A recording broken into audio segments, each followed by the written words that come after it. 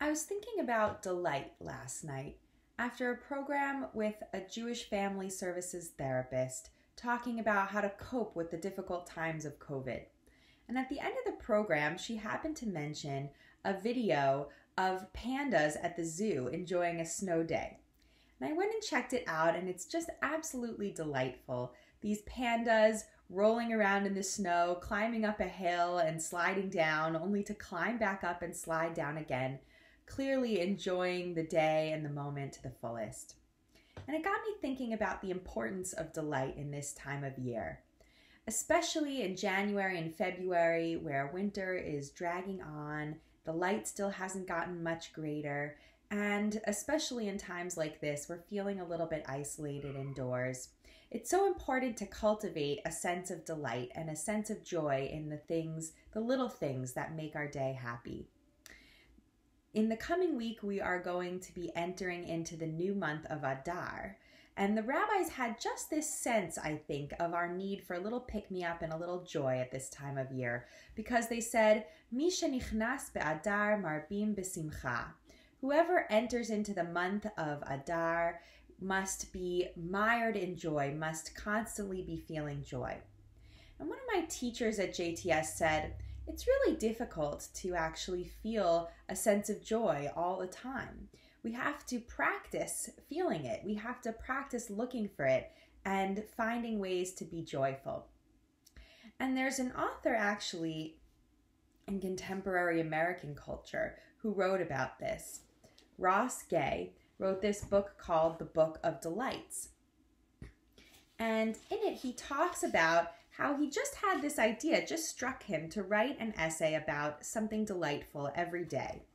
And as he did so, it started to become a kind of a practice so that delight began to jump out for him. I'll read you a little bit of what he says.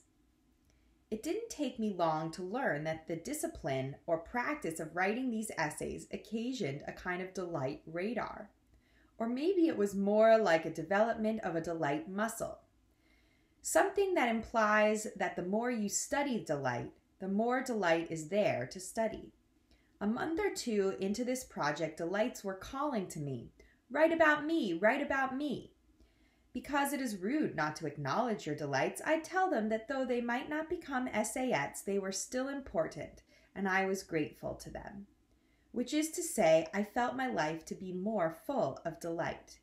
Not without sorrow or fear or pain or loss, but more full of delight. I also learned this year that my delight grows, much like love and joy, when I share it. And he gives a couple of really lovely examples as well in the beginning of his first chapter, his first essayette, as he calls it.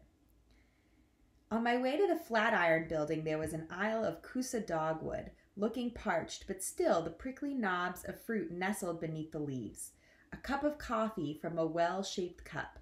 A fly, its wings hauling all the light in the room, landing on the porcelain as if to say, notice the precise flare of this handle, as though designed for the romance between the thumb and the index finger that holding a cup can be. Or the peanut butter salty enough. Or the light blue bike the man pushed through the lobby.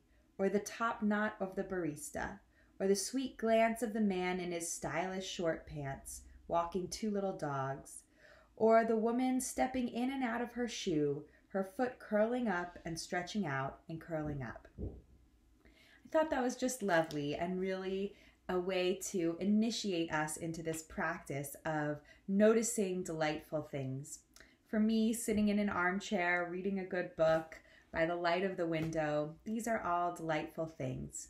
So I encourage us all, especially as the month of Adar is approaching, and we are all meant to be marbim besimcha, full of delight, to practice cultivating delight, just looking around and noticing little things that bring you joy in your day. And especially let's notice those things on Shabbat. Shabbat Shalom.